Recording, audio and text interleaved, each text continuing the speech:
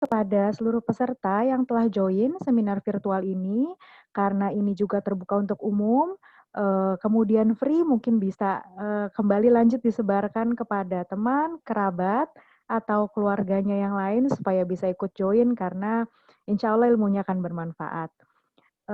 Selamat datang kepada pembicara kami, Dr. Cynthia Clarissa Simanjuntak. Selamat siang, Dok.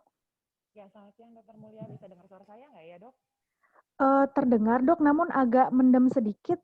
Oh Apakah ada iya. sesuatu yang menghalangi, Dok? Oh ya, mungkin karena saya pakai masker. Sebentar saya buka ya. Oke, baik, Dok.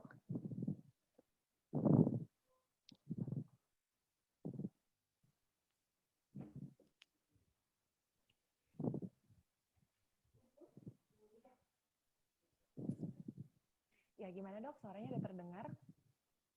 Ya, Dok, sudah lebih jelas dari sebelumnya. Oh ya, terima kasih. Baik, eh, karena sudah pukul 1, Dok, sesuai jadwal, mungkin sambil menunggu partisipan-partisipan lain nanti join, apakah kita mau mulai saja, Dok? Boleh Dokter, silahkan. Boleh, baik kalau begitu. Kepada seluruh peserta semua, selama nanti seminarnya berlangsung, kami mohon untuk mute terlebih dahulu semua mikrofonnya agar tidak mengganggu jalannya seminar yang akan dijelaskan oleh Dr. Cynthia Clarissa. Kalau mau memunculkan video boleh, nanti jika ada pertanyaan boleh dikumpulkan terlebih dahulu. Setelah selesai penjelasan dari Dr. Cynthia, saya akan mempersilahkan untuk dan membuka sesi pertanyaan. Baik, dokter, waktu dan tempat kami persilahkan, Dok, untuk dimulai. Oh iya. Terima kasih Dokter Mulia. Selamat siang kepada Bapak Ibu sekalian. Terima kasih waktu dan kesempatannya. Rasanya unik ya, kali ini kita berbincang-bincangnya itu lebih banyak atau seminarnya adalah via virtual demikian. Namun di siang hari ini semoga kini kita banyak bisa bermanfaat untuk Bapak Ibu sekalian yang mendengar. Walaupun sepertinya topik yang diberikan itu sebenarnya mengenal kanker lebih dalam ya, tapi rasanya nggak cukup waktunya kalau kita mau bahas semua secara umum. Mungkin beberapa yang saya sampaikan saat ini hanya berupa overview saja. Nanti mungkin kita bisa tanya jawab dan berdiskusi. Ya, jadi sebagai pendahuluan, apa sih kanker itu? Mungkin banyak yang dari kita udah tahu ya, kanker itu merupakan suatu pertumbuhan sel yang tidak normal dan tidak terkontrol. Sampai saat ini masih menjadi masalah utama di berbagai tempat di seluruh dunia dan dikatakan masih menjadi penyebab kematian kedua tersering di seluruh dunia. Dan bahkan dikatakan 1 dari 6 kematian itu disebabkan karena kanker. Apa sih bedanya tumor versus kanker? Ini banyak nih, kalau datang ke poli nanya, saya ini tumor dok, atau saya kanker. Nah sebenarnya apa sih beda tumor dan kanker? Secara umum sendiri, tumor itu semua benjolan yang muncul dengan tidak pada tempatnya atau yang tidak seharusnya ada, kita biasanya umumnya sebutkan tumor. Namun ini saya ambil dari Kementerian Kesehatan, dikatakan memang tumor adalah sel yang tumbuh yang tidak normal pada beberapa bagian tubuh. Sifatnya bisa jinak, bisa ganas, itu harus dibuktikan. Nah, namun dia tumbuhnya itu tidak dipengaruhi dan tidak mempengaruhi sekitarnya. Berbeda halnya dengan kanker. Jadi kalau dilihat dari gambar ini kita bisa kelihatan ketika tumor itu masih dalam bentuk bulat, masih terbungkus dan dia belum pergi kemana-mana, sedangkan kanker adalah sel yang abnormal yang membelah yang tidak terkontrol, yang tidak terkendali gitu, dan dia akan menyerang ke sekitarnya. Kanker sendiri juga bisa menyebar baik dari pembuluh darah ataupun kelenjar getah bening. Sedangkan jadi bisa dibedakan ketika kita katakan kanker, umumnya dia pasti ganas, dan sedangkan tumor itu dia belum tentu, harus dibuktikan dulu apakah dia jinak ataupun dia ganas. Ini kanker tersering di seluruh dunia, yaitu paru-paru, payudara, kolorektal ini kanker usus besar, prostat, kulit, dan gaster. Gaster ini lambung. Nah, sedangkan penyebab kematian tersering karena kanker, yaitu disebabkan paling sering kanker paru-paru, kanker payudara, kanker usus besar, kanker liver atau hati, dan kanker gaster atau lambung. Ketika kita berbicara berdasarkan jenis kelamin, pada wanita ternyata yang paling sering itu adalah kanker payudara, kanker paru-paru, kanker usus besar, serviks atau leher rahim, kanker tiroid yaitu kelenjar yang ada di daerah leher, dan juga kanker gaster ataupun lambung. Sedangkan pada pria sebenarnya ada beberapa kesamaannya, yaitu kanker paru-paru, usus besar. Nah, namun pria juga sering terkena yaitu kanker prostat, kanker hati, gaster, dan esofagus. Kanker esofagus adalah kanker kerongkongan saluran cerna atas. Nah, siapa sih kira-kira yang beresiko kanker? Nah, ini mungkin bisa sambil juga mengecek ya diri sendiri. Kira-kira saya beresiko nggak? Secara umum, kelompok-kelompok orang-orang yang beresiko terkena kanker itu adalah mereka yang merokok, mereka yang konsumsi alkohol terutama yang berlebihan, kemudian asupan makanan yang tidak sehat, tidak beraktivitas fisik, apalagi sekarang banyak yang work from home atau susah untuk keluar ya karena memang pandemi, sehingga banyak yang jadinya nggak berolahraga gitu. Dan yang satu lagi adalah memiliki riwayat keluarga, terutama riwayat keluarga kandung yang ada kejadian kanker. Dan ada beberapa virus yang yaitu virus human papilloma atau HPV, kita sering dengar, ini yang beresiko meningkatkan resiko kejadian kanker leher rahim atau kanker serviks, dan juga hepatitis virus yaitu B ataupun C yang meningkatkan resiko kejadian kanker hati. Nah, ini beberapa faktor risiko yang secara general yang sering menyebabkan kanker itu sendiri. Nah, namun beberapa kanker itu memiliki spesifisitas faktor risikonya. Contohnya, kalau mereka-mereka yang haid pertamanya usia di bawah 12 tahun atau wanita yang tidak menikah, memiliki yang paling penting sebenarnya ada riwayat keluarga, kakak, adik, atau ibu, atau orang tua yang memiliki kanker payudara, atau yang mereka menikah tapi tidak memiliki anak, atau yang menggunakan kontrasepsi hormonal, gitu. Nah, ini merupakan populasi kelompok-kelompok perempuan-perempuan yang beresiko terkena kanker payudara. Nah, sedangkan kanker leher rahim sendiri itu beresiko terutama pada mereka yang pertama melakukan aktivitas seks seksual di bawah 20 tahun, atau adanya infeksi daerah kelamin atau radang di panggul, atau mereka yang berhubungan berganti-ganti pasangannya, atau berhubungan dengan orang yang memiliki pasangan juga berganti-ganti. Kemudian atau yang mereka yang merokok, atau memang ada riwayat di sebelumnya sudah pernah diperiksakan dikatakan ada tidak normal dok. Nah itu juga berisiko yang perlu dilanjutkan pemeriksaannya, apakah ini masih normal atau tidak. Kemudian ini mereka yang beresiko untuk kanker usus besar. Ya ini merupakan faktor-faktor yang kita nggak bisa modifikasi. Artinya kita nggak bisa mengingkari lah gitu bahwa contoh nih usia lebih dari 50 tahun. Nah, kita nggak bisa mengubah faktor resiko itu. Kemudian riwayat dulu pernah dikatakan polip di usus, atau ada keluarga kandung yang memiliki kanker usus besar. Ada beberapa ras seperti yang Afrika, Amerika, itu memiliki resiko kanker usus besar yang lebih tinggi. Atau ada riwayat infeksi usus besar sebelumnya. Nah, kemudian kalau kanker paru, yaitu mereka yang memiliki kebiasaan merokok. Ini menjadi penyebab dari kanker paru. Nah, bukan hanya mereka yang merokok secara aktif, namun pasif. Jadi ini perlu dipertimbangkan nih. Kalau kita merokok, bukan hanya merugikan diri sendiri, tapi juga merugikan sekitar kita gitu. Kemudian ada riwayat di keluarga dulu, misalnya orang tua atau saudara yang meninggal karena kanker paru, contohnya. Atau paparan zat-zat lain, seperti misalnya bekerja di pabrik. Nah, kemudian ataunya polusi, sering kena polusi itu juga meningkatkan resiko kanker paru. Jadi kanker itu sendiri memiliki faktor resiko masing-masing untuk terkena kanker spesifik dan juga memiliki resiko yang general. Nah, bisa nggak kita mengetahui kanker itu sejak awal? Nah, ini gambar edukasi dari Kementerian Kesehatan ini menurut saya cukup baik ya, karena kalau seperti kita bicara tadi, ketika kita bicara semua kanker, ya bisa-bisa kita nggak selesai-selesai gitu membahasnya. Tapi yang perlu diwaspadai apa aja? Yang pertama, adanya perubahan pola buang air besar. Jadi contohnya nih, selama ini dok biasanya tiap hari, kok jadinya seminggu sekali, atau jadinya berubah-ubah, kadang seminggu sekali, kadang satu hari ada diare. Nah itu yang perlu kita cari tahu penyebabnya kenapa. Kemudian adanya gangguan di pencernaan. Contohnya dari yang tadinya tidak ada masalah, kok sekarang jadi sulit menelan, atau adanya suara serak, atau batuk. Batuk yang tidak sembuh-sembuh, artinya ini sebenarnya biasanya kita pakai patokan lebih dari 2 minggu disebutkan batuk kronis, itu kita biasanya cari tahu apakah ini infeksi atau bisa ada sampai ke arah kanker.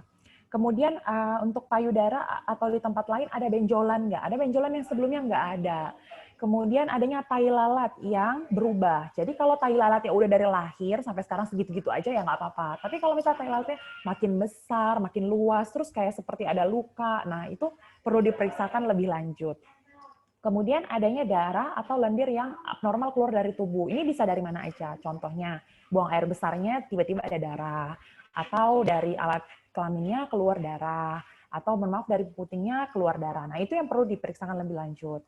Kemudian adanya luka atau koreng atau borok yang tidak sembuh-sembuh gitu. Nah, ini beberapa gejala yang ketika ini muncul perlu kita waspadai, perlu kita mencari bantuan lebih lanjut. Apa sih kenapa sih ini terjadi gitu? Ini sebenarnya nggak apa-apa atau ada terjadi sesuatu. Nah, ada beberapa kanker yang bisa kita mendeteksi sejak dini, ada beberapa yang tidak. Salah satu contoh kanker payudara, salah satu kanker tersering, terutama pada wanita, yang sebenarnya bisa dideteksi secara dini, yaitu ada dua cara, yaitu sadari, yaitu pemeriksaan payudara sendiri, ataupun pemeriksaan payudara secara klinis. Pemeriksaan payudara secara klinis ini artinya ketemu dokter, biasanya dicek mamografi atau USG gitu. Sedangkan pemeriksaan payudara sendiri bisa dilakukan di rumah. Sekecil apapun benjolan yang ditemukan harus untuk melanjutkan pemeriksaan ke dokter. Ini cukup baik ya dan penting banget untuk ibu-ibu terutama untuk melakukannya ini karena ini mudah sekali bisa dilakukan di rumah dan ternyata sangat membantu untuk mendeteksi sejak awal.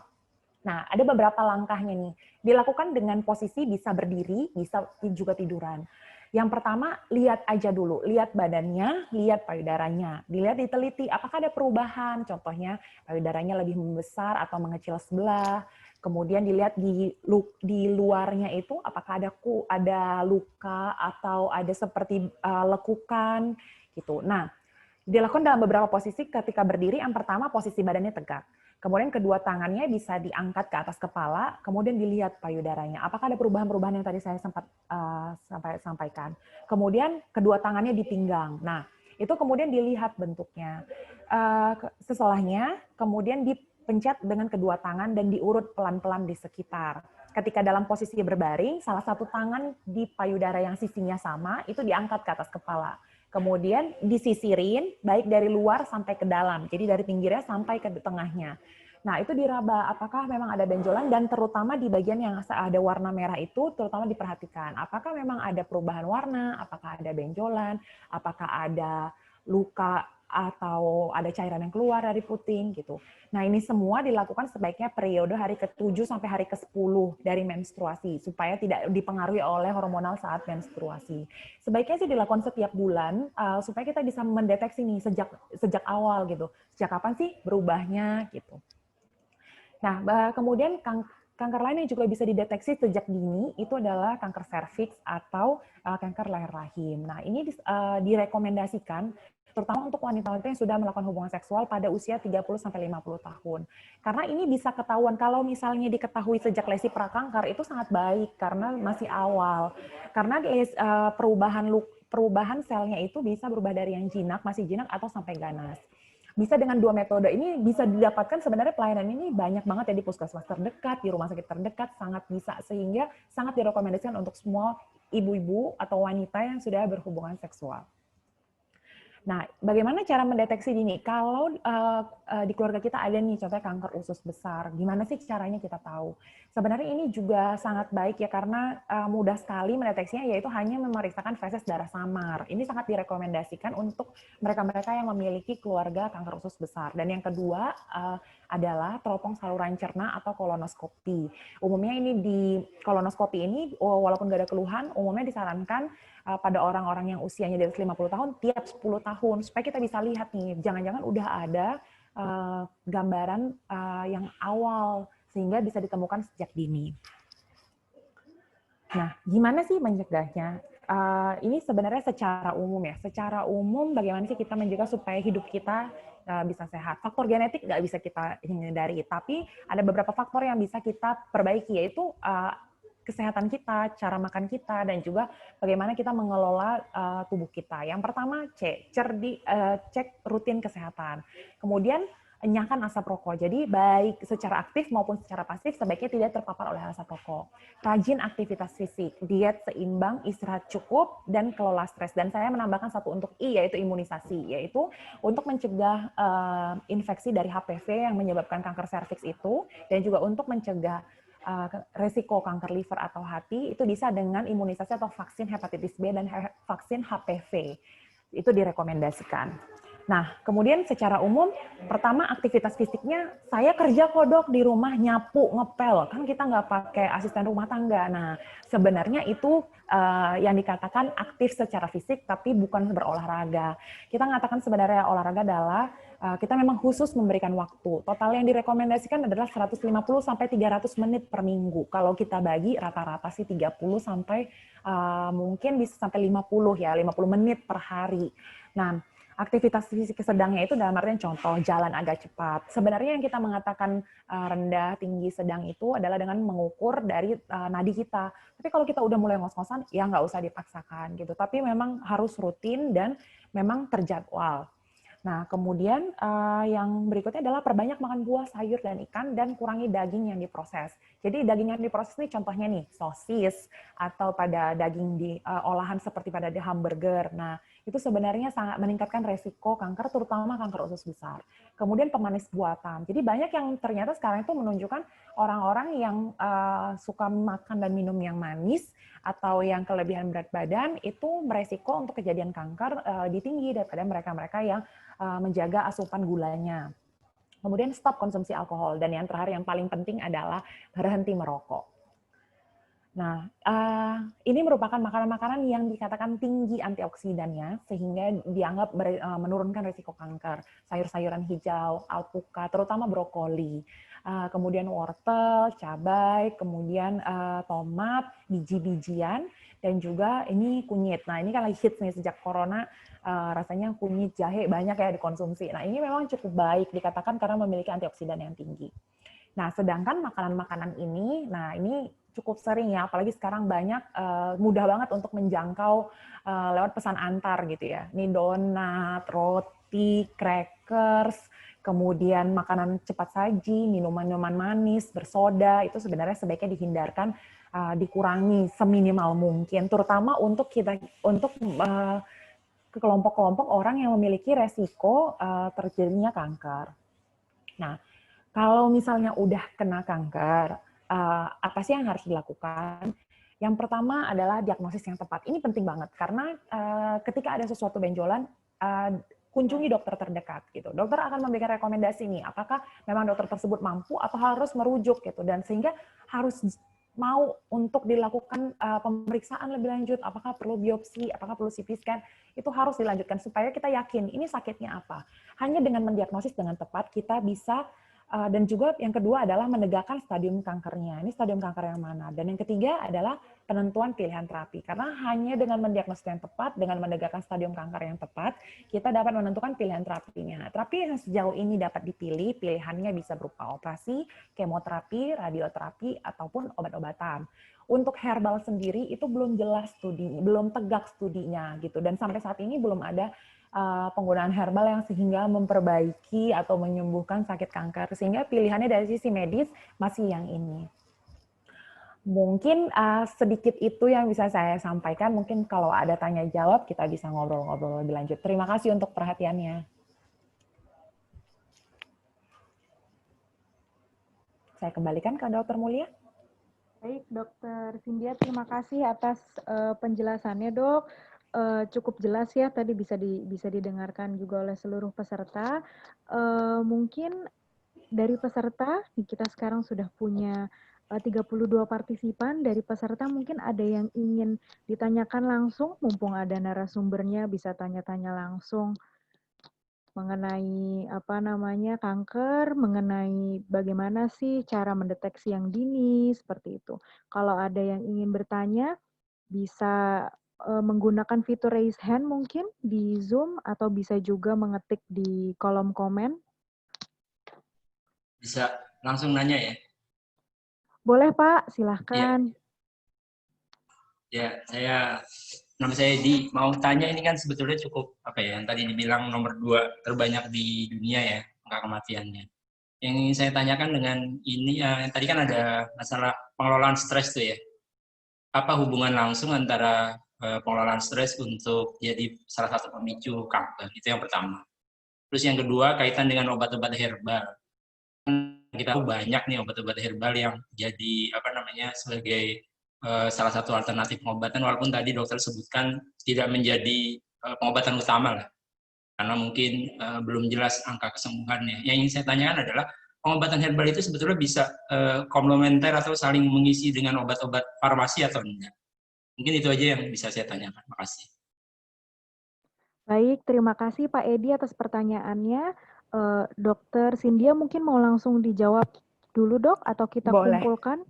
Boleh, Baik, boleh. langsung saja ya dok.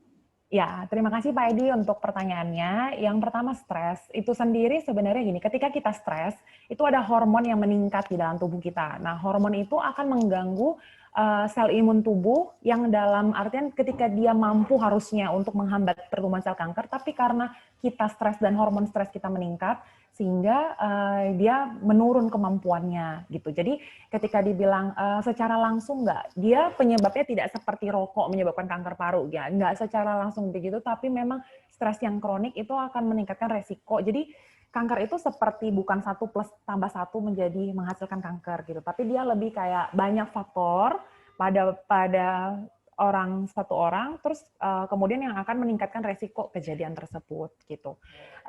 Selain itu, stres itu sendiri juga meningkatkan pertumbuhan kecepatan si sel kanker itu tumbuh. Itu yang pertama. Kemudian yang kedua mengenai obat herbal. Sebenarnya ketika kalau kami dari sisi medis, ketika kami memberikan terapi, umumnya kami menggunakan mengacu pada penelitian-penelitian yang sudah ada sebelumnya. Jadi semua pemilihan terapinya itu harus udah ada nih gitu. Kita yakin benar memang ini memberikan bermanfaat. Namun karena sampai saat ini memang herbal dalam artian terutama obat-obat herbal yang racikannya bercampur-campur atau yang sudah melewati pabrik yang kita belum tahu isinya, karena itu belum ada studinya, kami dari sisi medis sebenarnya tidak merekomendasikan baik sebagai komplementer maupun sebagai terapi tunggal. Jadi, namun kembali lagi sih, kami selalu memberikan bagaimana pasien nyamannya sih, Pak. Jadi kalau memang ada beberapa pasien yang merasa tapi saya lebih baik itu. Kami hanya bisa menyampaikan karena kami tidak menggunakan herbal baik secara terapi primer maupun komplementer. Namun kami kembalikan kepada pasien sendiri memutuskan untuk menjalani pemilihan terapi atau tata laksana yang mau dipilih sama mereka. Mungkin itu yang bisa saya sampaikan. Kira-kira mungkin cukup jelas atau ada tambahan pertanyaan, Pak? Mungkin yang ingin saya tanyakan juga kan kaitan seperti kebetulan ibu saya waktu itu didiagnosa hepatitis B dan udah kena hepatoma. Dia ada pengerasan hati. Beliau kan secara nafsu makan kan sangat drop. Terus ada beberapa hal yang kenapa tadi saya tanyakan herbal kan untuk membangkitkan salah satunya dengan kurkuma. Nah, itu kan yang tadi saya bilang, jadi ada pembangkit dia makan karena mungkin secara kalau andaikan dia masuk mual dan akhirnya keluar. Nah, itu yang tadi kenapa saya tanyakan terkait dengan herbal, paling tidak kan kalau ada orang sakit, setahu saya orang awam ini, berarti kan dia minimal ada nafsu makan, akhirnya ada energi untuk obat masuk gitu. Mungkin itu tadi yang kenapa saya tanya kaitannya dengan herbal, dok. Iya. Ya, terima kasih Pak. Terkait kurkuma, itu kurkuma sebenarnya memang belum masuk dalam rekomendasi, tapi udah beberapa studinya kalau memang dia memiliki peningkat nafsu makan gitu. Jadi sebenarnya kalau kurkuma sih banyak dokter dan nggak salah juga untuk meningkatkan nafsu makan. Sebenarnya herbal yang tadi saya maksud itu seperti racikan atau serbuk-serbuk yang kita juga bahkan nggak tahu isinya gitu. Mungkin itu kali ya yang saya tambahkan. Terima kasih. Oh, mungkin yang dokter maksud itu yang racikan-racikan tradisional yang tidak ada izin edar dari BPOM, itu mungkin maksudnya? Iya, itu juga. Oke, makasih dok, makasih banyak penjelasannya. Terima kasih Pak. Ya. Baik Pak Edi, terima kasih atas pertanyaannya dan Dokter Cynthia telah menjawab dengan baik. Saya lanjutkan ke pertanyaan berikutnya ya dok ya. Ini di kolom chat, kolom komen sudah ada pertanyaan yang masuk lagi. Yang kedua ini penanya ada Bapak Ganda Fajar. Saya sampaikan pertanyaannya. Saya ingin bertanya sebenarnya apakah kegunaan dan efek samping dari kemoterapi? Karena beberapa orang tua kerabat saya mengalami penurunan ingatan dan jadi lebih ringkih setelah kemo. Begitu dok pertanyaannya. Oke, sebentar saya baca dulu. Ya, ya terima kasih buat pertanyaannya Pak. Jadi memang kemoterapi itu sifatnya obat yang diberikan itu menyerang sel. Tujuannya sebenarnya sel kanker yang terbunuh ya, tapi memang kadang-kadang dia bukan hanya menyerang sel kanker, tapi juga sel sehat. Jadi efek sampingnya cukup banyak karena seperti terutama sel-sel yang bertumbuh setiap hari kan contohnya terutama tuh paling umum tuh rambut gitu ya. Nah, jadi memang sebelum kemoterapi selalu kita pastikan memang pasiennya fit dan layak untuk kemoterapi gitu. Jadi karena tujuannya kita mau bersihin sel kanker di badannya gitu. Nah, tapi seperti kita mau membunuh sel kanker, kita siapkan badan pasiennya emang fit untuk menerima gitu. Nah, tadi pertanyaannya secara spesifik, sehingga memang efek sampingnya cukup banyak. Jadi seperti nafsu makan pasti udah pasti itu kemungkinan besar menurun, sariawan. Nah itu memang efek samping. Namun dengan berjalannya waktu, di mana dia dikasih asupan yang cukup makanannya, multivitamin dan, nah itu akan sehingga bisa perbaikan tuh gitu. Jadi memang nggak bisa kita kemoterapi asal masuk kemo aja gitu, nggak bisa. Kita memang pasti dokter tuh nyiapin dulu, ini badan pasiennya fit nggak? Biasanya diedukasi dulu, nih cukup multivitamin, kalau perlu transfusi dulu, atau kalau perlu naikin asupan makannya dulu nih, baru kita masukin kemonya. Nah di perjalanan itu kita tunggu tuh gitu. Nah ketika biasanya sih efek samping kemo itu paling sering itu 1-2 minggu pasca kemo. Nah setelahnya ketika dia bertahan tuh pelan-pelan akan naik gitu. Nah, jadi ketika ditanya, memang ada nggak sih efek samping dari apa kegunaannya? Kegunaannya yaitu mau ngebunuh sel kankernya, tapi sayangnya memang kadang-kadang nggak selalu hanya sel kanker yang kena, tapi sel sehatnya juga kena. Dan sekaligus karena dia mau membersihkan di semua tempat kan, gitu, termasuk di tempat penyebarannya, biasanya kalau misalnya udah menyebar gitu. Dan efek sampingnya banyak gitu, memang banyak dan bervariasi tiap orang. Nah, itu yang memang kita nggak bisa tentukan tuh. Ada orang yang toleransi bagus-bagus aja, ada orang yang langsung ngedrop gitu, langsung lemes banget rasanya gitu. Nah itu yang memang berbeda tiap orang, dan support, dukungan baik nutrisi, dukungan support dari sekitar keluarga itu penting memang gitu. Karena memang berat sih apa yang akan dijalani, tapi ketika fase kritis atau fase awal-awal kemoterapinya terlalui, itu biasanya pasiennya bisa bangkit lagi. Gitu. Ya, mungkin itu kali ya. Mungkin secara general kayaknya pertanyaannya. Ya, baik dokter. Sepertinya cukup menjawab dari Bapak Ganda Fajar. Ada pertanyaan lanjutan barangkali Pak mengenai tadi pertanyaannya kegunaan dan efek samping dari kemoterapi?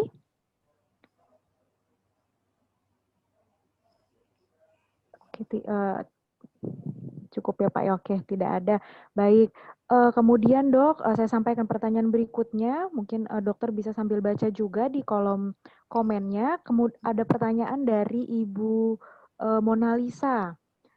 Dok, kalau sudah menopause, pengecekan sadari itu apakah ada tanggal-tanggal tertentu atau bebas bisa kapan saja? Ya, terima kasih Bu Mona Lisa buat pertanyaannya. Jadi sebenarnya tujuannya pemeriksaan sadari saat tanggal-tanggal tertentu itu adalah untuk supaya kita nggak rancu nih. Karena kan ketika orang periode menstruasi biasanya payudaranya agak lebih tegang, lebih mengeras, sehingga kalau kesannya seperti ada benjolan gitu. Nah, sehingga kita melewati fase itu supaya kita bisa yakin nih gitu, bisa lebih percaya diri ini benar atau enggak. Nah, tapi kalau udah menopause sih sebenarnya kapan aja bisa, Bu. Namun supaya nggak lupa, ada yang menyarankan di tanggal tiap bulannya di tanggal yang spesifik. Contoh tiap tanggal 1 tiap bulan. Jadi Ibu nggak pernah lupa, tiap tanggal 1 Ibu selalu sadari gitu. Nah, jadi biar supaya reguler dan nggak kelewat lah gitu untuk diperiksakan. Tapi nggak ada tanggal-tanggal spesifik kalau udah menopause. Baik dok, terima kasih.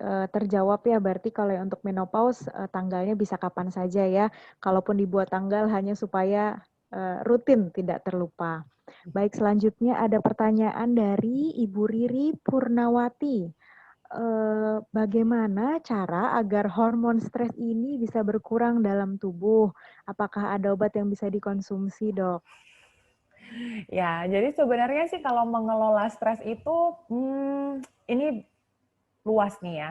Jadi sebenarnya secara general, secara umum, ketika kita mengelola stres itu, biasanya beda-beda tiap orang dan berbeda tiap stresornya. Jadi tergantung apa juga nih stresor yang datang. Nah, tapi pendekatannya biasanya sebenarnya non obat lebih diutamakan. Contoh, makan makanan teratur, kemudian olahraga. Olahraga itu juga mengurangi stres. Tidur, istirahat yang cukup dan berkualitas. Jadi bukan hanya dari segi jumlah jamnya, tapi juga memang dalam atau tidaknya tidurnya itu juga penting gitu. Kemudian bagaimana seseorang itu menghadapi stresor gitu. Ada orang yang pendekatannya lewat agama, ada orang yang dia harus menyalurkan hobi begitu. Nah, itu tiap orang menurut saya punya adaptasi masing-masing dengan stresor. Nah, namun berbeda dengan orang-orang yang mungkin punya tingkat menghadapi stresornya mungkin lebih rendah, contohnya sehingga dia misalnya mengalami depresi. Nah, ketika orang-orang yang memang sudah memiliki depresi itu perlu dikasih obat-obatan antidepresan namanya. Nah, itu tinggal ketemu dokter aja sih sebenarnya. Nanti kita diterapi, didiagnosis dulu baru diterapi sesuainya. Tapi kalau secara general sebaiknya sebenarnya pendekatan kelola stres itu lebih ke non obat sih Bu, gitu. Lebih bagaimana kita beradaptasi dengan stresor-stresor yang ada gitu. Mungkin itu yang bisa saya jawab. Baik dokter, mungkin Ibu Riri tadi, ini kan kita sehari-hari apalagi lagi ada pandemi gini mungkin stresnya bertambah gitu ya dok ya. Iya. Apalagi karena diwajibkan untuk dari rumah, seperti itu mungkin ada yang bosan di Homeschooling nih rumah. kayaknya ya. Oh iya bener tuh dok, kayaknya banyak orang tua sekarang yang nambah stresnya karena anak-anaknya homeschooling. Baik dok, terima kasih. Dilanjutkan lagi, ini ada pertanyaan dari Ibu Erlina. Pertanyaan dari Ibu Erlina, apakah kanker dapat kembali lagi? Padahal sudah menjalani kemo dan radioterapi dan dinyatakan sudah bersih. Kemudian ada pertanyaan lanjutkannya, saya bacakan sekalian. Berapa lama seorang penderita kanker dinyatakan aman survive dari kanker? Oke, ya. Terima kasih kepada Bu Erlina. Wah, hebat nih ibunya udah ngejalanin kemo dan radiasi ya. Ya, jadi sebenarnya sampai saat ini semua terapi ada beberapa kanker yang bisa kita nyatakan sembuh. Contoh, kanker hati tahap sangat awal itu dioperasi, memang kita bisa nyatakan dia sembuh. Tapi itu pun ketika sembuh bukan berarti nggak ketemu dokter. Ada namanya surveillance Bu atau screening secara rutin yang dilakukan gitu tiap 1 tahun, tiap 6 bulan sampai 1 tahun dan selanjutnya. Nah, sehingga ketika dikatakan sama dokternya, oh udah bersih nih Bu, gitu. Artinya sebenarnya kita sih bisa biasanya bilangnya remisi, komplit remisi, artinya tertekan semua kankernya. Namun itu bukan berhenti di situ gitu, karena kalau ada kemungkinan nggak dok, sangat mungkin sebenarnya. Jadi sehingga memang ada namanya perlu surveillance atau evaluasi lanjutan. Tiap 6 bulan, tiap 1 tahun, itu tergantung tumornya, tergantung kankernya juga, di mana dan apa. Apakah pemeriksaan CT scan tiap 6 bulan, tiap 1 tahun untuk mendeteksi dari lesi atau jenis yang kecil gitu. Jadi ketika kita temukan lagi, tumbuh lagi dari sejak awal, itu akan lebih mudah ketika ketemu tumbuhnya udah sampai semuanya kena gitu. Jadi ketika dibilang sembuh sempurna nggak dok? Mungkin kalau kita artikan kata sembuh seperti orang panas minum paracetamol sembuh, mungkin kanker memang nggak seperti itu sih Bu gitu. Jadi sekali kita kena, ada kemungkinan memang jangka panjang kita akan perlu evaluasi dan kemungkinan muncul lagi itu masih ada. Kemudian yang tadi pertanyaannya kedua, apakah berapa lama seseorang, tadi sempat saya bilang ya, dinyatakan aman dan survive dari kanker. Sebenarnya nggak ada kata batasan waktu Bu, justru seperti tadi saya bilang, secara periodik waktu harus tetap dievaluasi. Gitu, itu yang perlu saya sampaikan. Tergantung kankernya berbeda masing-masingnya. Ya. Mungkin itu ya dok ya. Baik dok. Ibu Erlina, nanti kalau misalnya ada pertanyaan lebih lanjut lagi, boleh dilanjutkan diketik lagi ya Bu. Ini saya lanjutkan ke pertanyaan yang lain dulu. Sudah ada yang mengantri lagi ini dari Bapak atau Ibu FO. Kalau kanker seperti multiple myeloma, apakah juga bersifat genetik, Dok? Apakah kapan kita perlu melakukan pemeriksaan dini kanker tersebut jika ada riwayat keluarga? Ya, terima kasih Pak. Memang sampai saat ini genetiknya multiple myeloma itu bukan seperti yang jelas tegak seperti genetik kanker payudara yang udah jelas banget keturunannya gitu. Tapi hampir semua kanker itu memang memiliki faktor genetik. Jadi seperti tadi saya bilang, kanker itu bukan seperti 1+1 sama dengan 2, namun 1 ditambah 5 lainnya. Nah, apakah jadi kanker atau enggak itu juga beda-beda, tergantung kompensasi tubuhnya, tergantung mutasi genetiknya. Sehingga kalau ada riwayat keluarga yang keganasan atau kanker, itu keluarganya memang beresiko, nggak selalu beresiko tinggi, tapi kita bisa nyatakan beresiko untuk terkena kanker. Nah, apa pemeriksaannya gitu? Perlu periksa nggak? Umumnya kalau multiple myeloma yang paling sering itu adalah anemia, jadi penurunan HB itu yang paling sering muncul gejala pertamanya. Sehingga kalau memang bisa itu adalah cek HB juga gitu. Nah, HB itu yang katakan normal itu harus sesuai dengan jenis kelamin ya, bukan kalau dibilang HB-nya 10 normal kok enggak gitu. Justru kalau pada perempuan 12, laki-laki 13, nah itu batasannya. Tapi kalau udah mulai turun-turun dikit aja itu, nah itu perlu dicari tahu. Apakah memang sekedar misalnya kurang zat besi atau penyebab yang lainnya gitu. Kemudian kapan? Memang paling sering itu memang pada usia yang lebih lanjut. Umumnya sih di atas umur 40 atau umur 50, nah itu baru mulai kita memang terutama screening gitu. Kecuali keturunan derajat pertama. Hampir semua kanker yang keturunan derajat pertama itu memiliki resiko lebih tinggi ya. Jadi contoh keturunan derajat pertama itu orang tua kita kandung nih gitu. Nah, anaknya mungkin lebih aware. Tapi sebenarnya prinsip aware di sini adalah lebih banyak adalah untuk menjaga asupan makan dan gaya hidup. Kuranginlah buat orang-orang yang memiliki orang tua kandung kanker, kurangilah asupan gula berlebih, kurangilah asupan makanan yang cepat saji berlebih gitu. Perbanyaklah olahraga. Sebenarnya ketika kita nyatakan kelompok ini beresiko, kita lebih mengedukasi intervensi yang demikian lah gitu. Mungkin itu kali ya yang bisa saya sampaikan.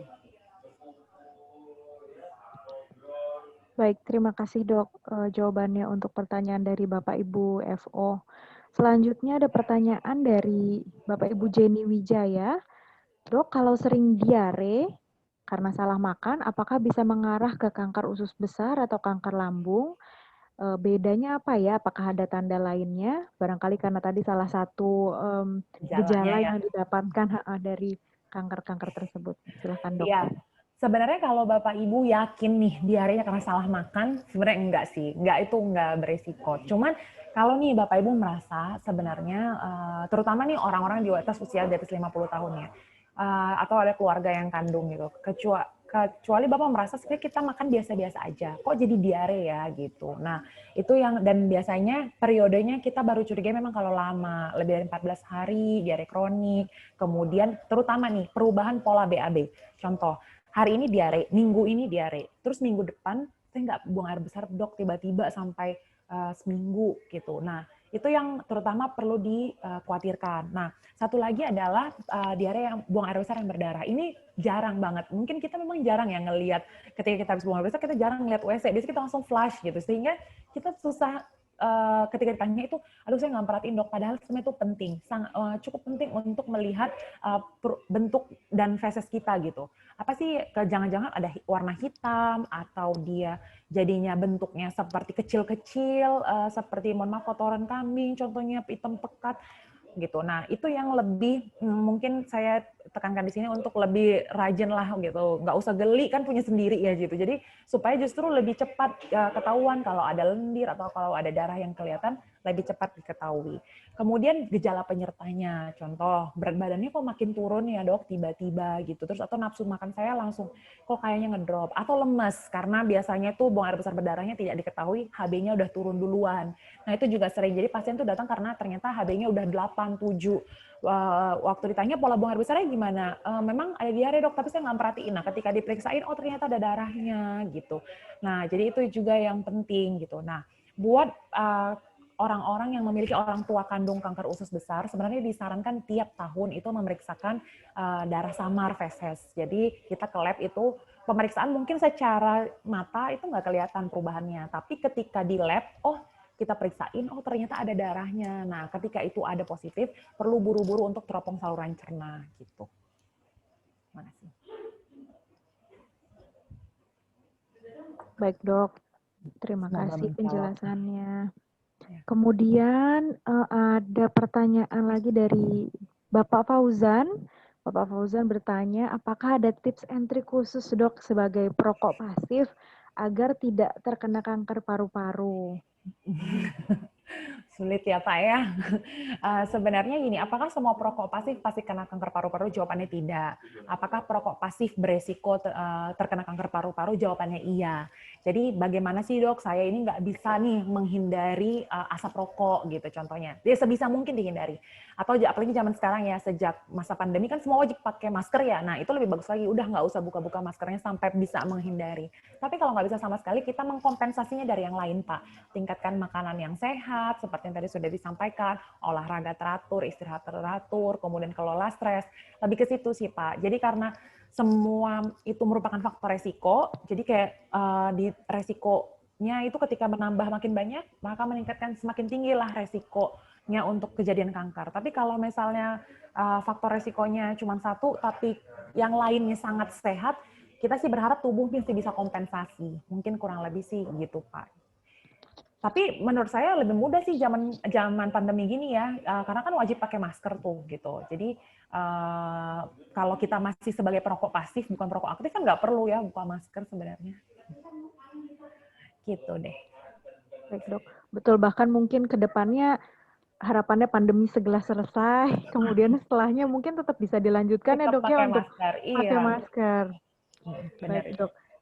Ini kemudian Bu Erlina kembali melanjutkan yang tadi dok. Terima kasih untuk jawaban dan penjelasannya.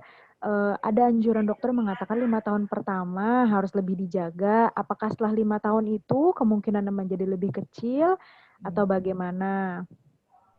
Iya, Begitu terima dok. kasih ya Bu Erlina. Iya benar banget Bu. Jadi kalau misalnya gini kita periksa, biasanya kita melakukan pemeriksaan tuh makin jarang Bu. Jadi contohnya nih, udah sampai mencapai komplit remisi. Biasanya tiap 6 bulan dulu kita CT scan. Ini berbeda-beda ya. Jadi saya ambil secara general aja. Setiap 6 bulan bagus, tiap setahun. Setiap setahun bagus, tiap 2 tahun. Nah, jadi kalau dibilang dok saya 5 tahun, misal dok 5 tahun ini baik. 5 tahun ke depan makin kecil nggak? Makin kecil sih memang Bu. Tapi bukan berarti lost to follow up artinya nggak kontrol lagi gitu. Tapi pasti dokternya juga nyaranin, udah Bu, nggak usah sering-sering, nanti tiap berapa bulan aja ketemu saya. Biasanya sih gitu dok, Bu. Baik dok, ini Bu Erlina, kalau kanker NPC apakah merupakan kanker yang sekali bersih sudah benar-benar sembuh? Ini semakin spesifik pertanyaannya. NPC ini yang dimaksud, mungkin boleh dikasih kepanjangannya Bu, kayaknya saya kurang familiar dengan singkatannya. Nanti kita tunggu ya. Maksudnya ini NPC-nya apa nih? Pankreatik atau apa? Oh ya, baik. Nasofaring ya atau ya nasopharyngeal cancer atau ya mungkin Bu diketik dulu aja ya, nanti saya salah mengartikan singkatan Ibu. Baik, sementara kita lanjut ke yang lain dulu ya dok ya. Ya. Ini dari Bapak Ibu FO juga melanjutkan. Yang terkena multiple myeloma tadi adalah orang tua kandungnya, seperti itu. Oh, sudah tidak ada pertanyaan lagi. Oh, di usia 45 tahun, perlukah dan apa yang harus dilakukan untuk deteksi dini untuk Bapak Ibu tersebut? Sekarang usianya 35 tahun, apakah ada deteksi dini yang secara khusus begitu dok mungkin maksudnya? Oh iya, terima kasih ya Bu. Sebenarnya seperti tadi saya bilang, gejala yang paling sering diketemukan di awal dari multiple myeloma itu adalah anemia. Multiple myeloma itu sendiri sebenarnya bentuknya itu macam-macam Bu. Dari yang ringan, yang nggak perlu diapa-apain, istilahnya dokter juga kalau nemuin, oh ini kita wait and see aja gitu. Kita tunggu karena memang nggak perlu diapa-apain, kita follow up aja. Atau dalam bentuk yang kalau udah jadi multiple myelomanya memang harus diterapi. Nah, memang sampai saat ini sih belum ada rekomendasi deteksi dini, Bu. Cuman karena sebagai bentuk gejala paling sering multiple myeloma itu sendiri anemia, mungkin cukup baik juga kalau Ibu melakukan pemeriksaan yaitu HB gitu. Kalau tadi orang tuanya cukup muda ya, 45 tahun ya. Ya mungkin bisa sih Bu secara berkala, dalam artian mungkin setahun atau tiap 2 tahun gitu pemeriksaan HB. Nah, cuman memang kalau anemianya, kalau HB-nya rendah itu jangan langsung takut dulu langsung pasti saya multiple myeloma, enggak gitu juga. Salah satu penyebab anemia tersering pada wanita itu kan defisiensi besi. Nah, pastikan dulu nih memang kita HB-nya rendah nih karena defisiensi besi atau enggak gitu. Jadi tapi kalau misalnya nih kok HB 10 padahal menstruasi bukan yang banyak-banyak banget, terus dicek juga status besinya baik. Nah, itu yang memang perlu dilanjut diperiksakan gitu. Walaupun ada gejala memang multiple myeloma ini kan sebagai salah satu keganasan kanker darah ya Bu. Jadi cukup agak sulit memang mendeteksi dininya. Belum ada yang deteksi dini yang awal banget seperti kanker payudara yang bisa sadari gitu ya. Nah, multiple myeloma ini sendiri memang belum ada yang begitu gitu. Nah, walaupun gejala lainnya seperti kalsiumnya naik atau ada gangguan di tulang itu juga bisa. Pasien muncul dalam bentuk itu juga bisa. Tapi karena kita belajar dari studi-studi sebelumnya menemukan paling banyak yang anemia, ya mungkin salah satu screening yang paling mudah ya kita cek HB. Ya, terima kasih. Baik dok, terima kasih atas jawabannya. Semoga cukup jelas ya untuk Bapak Ibu FO bisa diterapkan kepada dirinya. Kemudian ini Ibu Riri tadi sudah sempat tanya juga, dok ternyata ini melanjutkannya dengan ada benjolan di pergelangan tangannya, pernah diperiksa dan dikatakan ganglion. Seperti itu. Pernah dikatakan oleh dokter bahwa kalau tidak ada keluhan yang mengganggu, tidak perlu diambil tindakan. Apakah ada saran dari dokter? Iya sih Bu, sebenarnya kalau nggak ada gejala dibiarin aja.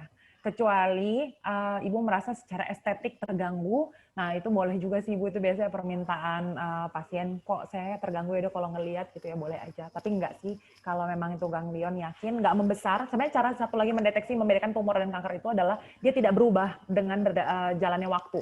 Jadi ya dari 2 tahun lalu dok, dari setahun lalu ya gitu-gitu aja dok. Oh ya udah, itu kemungkinan besar memang tumor jinak atau yang memang ya di situ aja. Kalau kanker tuh dia cepet Bu berubahnya, antara berubah bentuk, berubah ukuran gitu, atau ada berubah gejalanya yang lain gitu.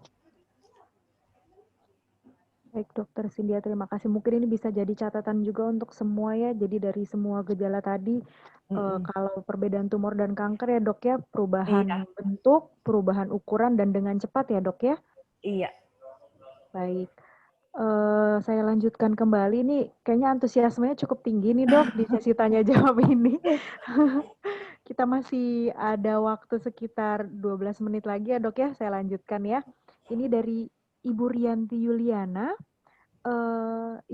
Ibunya dari riwayat sakit kanker payudara. Ini pertanyaan ibunya, apakah spesifik menanyakan apakah bisa menurunkan ke anak laki-laki juga yang nantinya bisa ke cucu juga, seperti itu. Iya Bu, ya terima kasih ya Bu. Sebenarnya yang diturunkan itu sebenarnya adalah mutasi genetiknya Bu, secara hubungan keluarga. Nah, ketika ditanya bisa nggak? Bisa. Tapi memang jelas secara hormonal perempuan lebih beresiko tinggi daripada laki-laki. Tapi kalau ditanya bisa, bisa. Nah, apakah mutasi genetik ini bisa diturunkan? Nah, bisa Bu gitu. Sebenarnya kalau ditanya, harusnya idealnya sih semua orang tuh diobatin berdasarkan secara genetik. Tapi kan memang kita belum sampai sejauh itu ya, belum bisa sampai diperiksakan perubahan genetiknya dari awal, belum bisa. Jadi kalau ditanya bisa menurunkan nggak dok, beresiko nggak? Iya jawabannya. Tapi kalau ditanya memang kanker payudara pada wanita itu lebih tinggi jauh dibandingkan pada pria. Kemudian untuk cucu dok, jadi mungkin barangkali anaknya laki-laki gitu, ke cucunya lagi seperti apa? Apakah bisa menurun juga? Iya, sebenarnya hampir semua kanker, terutama memang kanker payudara ini, beresikonya tuh diturunkan sih memang gitu.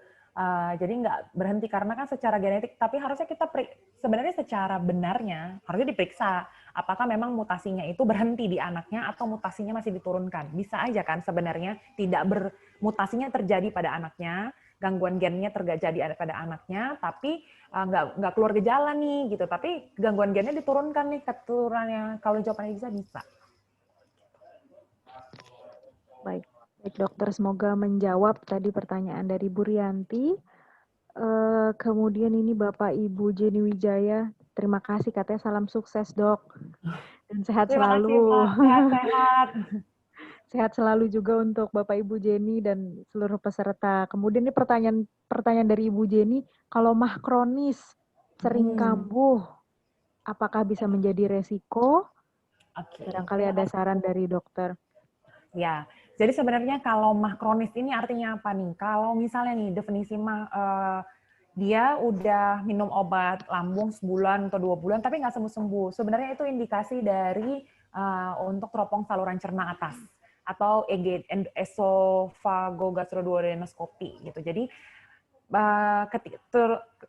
ketika diteropong biasanya kita lihat ada apa sih sebenarnya di lambungnya, emang cuma luka atau enggak. Kalau ada luka biasanya dibiopsi dikit. Kita yakinkan memang selnya itu hanya luka atau enggak. Jadi kalau ditanya secara gejala kita nggak bisa jawab, Bu.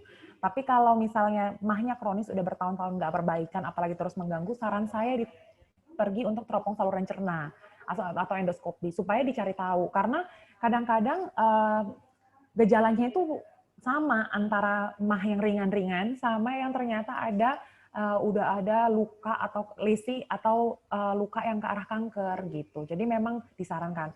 Nah, beberapa gejala lainnya yaitu contoh mah yang disertai dengan penurunan berat badan.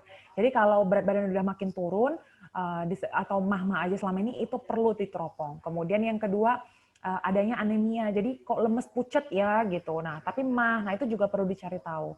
Adanya dirasanya mah terus ketika dibuang air besar kok buang air besar hitam pekat, artinya memang ada kemungkinan perdarahan saluran cerna. Nah itu juga harus dicari tahu.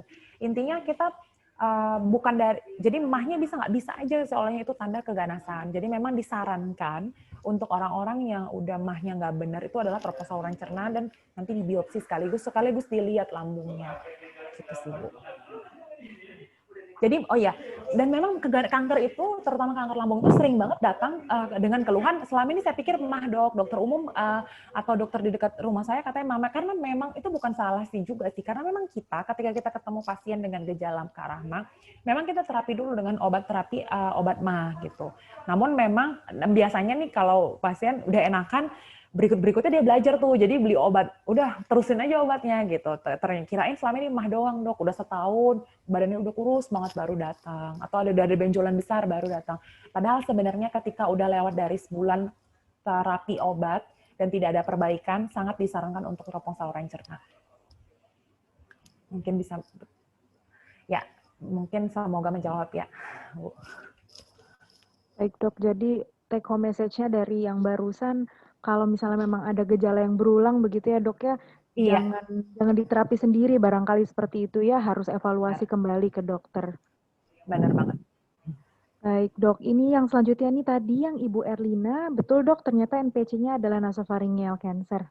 Oh iya, tadi pertanyaannya apakah nasopharyngeal cancer akan, kalau kanker NPC, apakah merupakan kanker yang sekali bersih dan sudah benar-benar sembuh? Oh iya, ya Bu, jadi sebenarnya kanker nasofaring ini, angka kesembuhannya ketika ditemukan sangat awal itu memang cukup baik juga sih Bu, karena dia bisa dioperasi kemudian diradiasi gitu.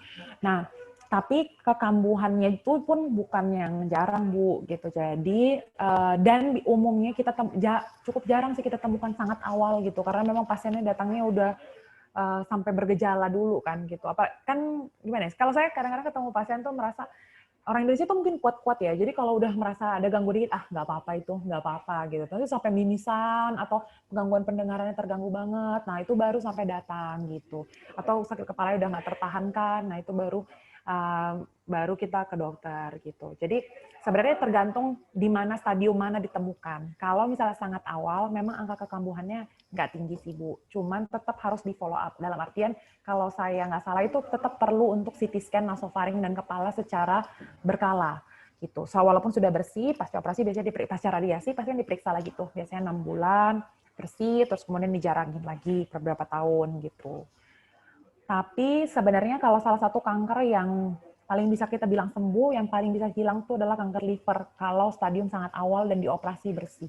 Itu sih Bu, kalau satu kanker yang kalau mau dibilang cukup sampai bisa dibilang sembuh banget nih gitu, kalau di tahap awal. Tapi kalau kanker-kanker lainnya umumnya tetap ada evaluasi berkala. Mungkin itu yang bisa saya jawab Bu, semoga terjawab ya. Baik, terima kasih dok penjelasannya. Mungkin ini akan jadi pertanyaan terakhir dari Ibu Aviani.